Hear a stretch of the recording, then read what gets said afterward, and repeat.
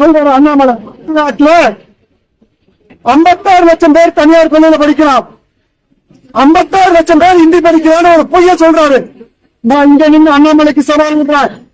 56 லட்சம் பேர் தமிழ்நாட்டுல ஹிந்தி படிச்சான்னு சொன்னா நான் என்னுடைய போராட்டத்தை கைவிட்டுறேன், உங்களோட சேர்ந்துக்கிறேன். ஆனா 56 லட்சம் பேர் ஹிந்தி படிக்கிறான்னு நீ நிரூபிச்சிட்டீங்கன்னா நீ தமிழ்நாட்டு பிஜேபி தலைவராக இருக்கக்கூடாது. இந்த கோயம்புத்தூருக்கு நீ வர பத்திரிகையாளர்கள் போய் கேட்கணும், என்னடா பித்தலாட்டம் தமிழ்நாட்டுல கை வச்சிருக்கிறார், நீ தாங்க மாட்ட. ஒரு காலத்துல காங்கிரஸ் தமிழ் மொழியில கை வச்சு இன்னைக்கு இந்தியாவில் ஆட்சிக்கு வர முடியல. அந்த நிலைமை உனக்கு உருவாயிரும். தமிழ்நாட்டு மக்கள் கொதிச்சிருந்துட்டு இருக்கான். இதுல அரசியல் கிடையாது. அண்ணா திமுக திமுக எந்த கட்சி பிரச்சனையும் கிடையாது. இது தமிழ்நாட்டு மக்களோட பிரச்சனை.